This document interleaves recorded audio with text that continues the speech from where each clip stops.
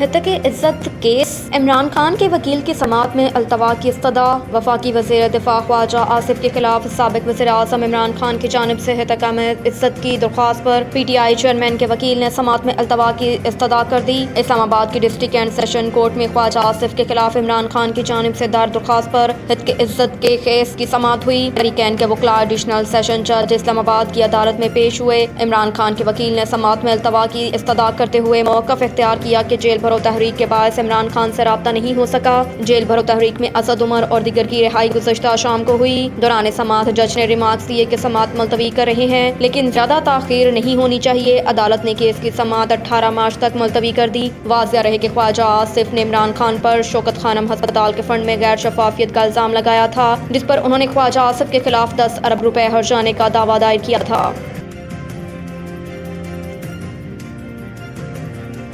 ملک میں ہفتہ وار مہنگائی کی شرح 41% سے بڑھ گئی۔ ادارہ شماریات کے مطابق ہفتہ مہنگائی کی شرح میں معمولی کمی ہوئی، جس میں مہنگائی کی شرح 0.30% کم ہوئی، جبکہ ایک ہفتے میں 32 اشیاء ضروریہ کی قیمتوں میں اضافہ ہوا۔ ادارہ شماریات کی رپورٹ میں بتایا گیا کہ ہفتہ وار مہنگائی کی مجموعی شرح 41.07% کی سطح پر پہنچ گئی۔ مہنگائی سے سب سے زیادہ متاثر متوسط طبقہ ہوا، جبکہ 44,000 سے زائد ماہانہ انکم والے طبقے کے لیے مہنگائی کی شرح 42.42% ریکارڈ کی گئی۔ ادارہ شماریات کے مطابق آٹا، گھی، چینی، تازہ دودھ، بکرے کے گوشت، چاول اور نمک سمیت رواں ہفتے کے دوران 32 اشیاء ضروریہ کی قیمتوں میں اضافہ ہوا، 8 اشیاء کی قیمتوں میں کمی ہوئی، جبکہ 10 میں استحکام رہا۔ ادارہ شماریات کے مطابق ایک ہفتے میں آٹے کے 20 کلو تھیلے کی قیمت بڑھا کر اوسطاً 1705 روپے ہو گئی۔ گھی، دال ماش، دال مسور، چاول اور نمک کی قیمت میں بھی اضافہ ہوا، جبکہ پیاز 22 روپے، لہسن 18 روپے فی کلو اور انڈے 16 روپے فی درجن سستے ہوئے۔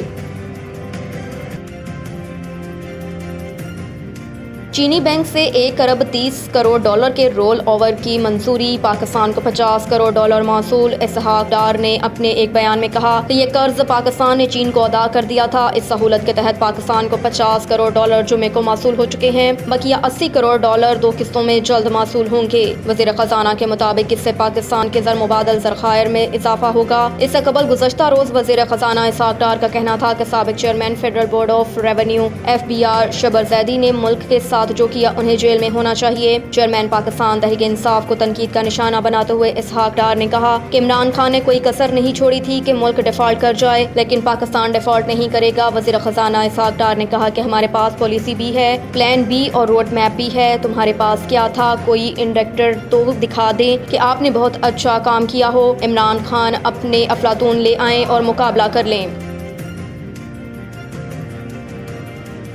IMF کو مطمئن کرنے کی کوشش، GST 25% کی فہرست میں مزید شامل کی گئی۔ اسلام آباد میں اسٹاف لیول معاہدے پر دستخط کی جانب بڑھنے کے لیے IMF کو مطمئن کرنے کی کوشش میں حکومت نے جمعے کو وفاقی کابینہ سے منظوری کے لیے ایک سمری سرکولیشن کے ذریعے بھیج دی تاکہ اضافی 11 ارب روپے حاصل کرنے کے لیے GST کی شرح کو 18% سے بڑھا کر 25% کرنے کے لیے فہرست میں مزید اشیاء شامل کی جائیں۔ حکومت نے 25% کی اضافہ شدہ GST شرحوں کی فہرست میں مزید اشیاء شامل کر دی، جن میں تفریح اور نجی استعمال کے لیے کشتیاں یا بحری جہاز اور ہوائی جہاز، جویلری، گھڑیاں شامل ہیں۔ اب ان اشیاء کو اس فہرست میں شامل کیا گیا جن پر GST کی اضافہ شدہ شرح وصول کی جائے گی۔ مقامی طور پر تیار کردہ موٹر گاڑیاں جنہیں عیش و آرام کی اشیاء کے طور پر نمٹنے کی تجویز ہے، صرف SUVs یا CUVs کی کیٹیگری کی گاڑیاں 1400 cc یا اس سے اوپر کی انجن کی صلاحیت کی دیگر گاڑیوں اور ڈبل کیبن میں 25% کی زیادہ شرح سے ٹیکس لگانے کی تجویز ہے کہ وفاقی حکومت لگژری اشیاء یا سیلز ٹیکس کی شرح کو 18% سے بڑھا کر 25% کر سکتی ہے۔ اس ٹیکس کے اقدام سے درآمدی لگژری سامان پر 7 ارب روپے اور مقامی طور پر تیار کی جانے والی لگژری گاڑیوں پر 4 ارب روپے کے مواصلات کے اثرات کا تخمینہ لگایا گیا۔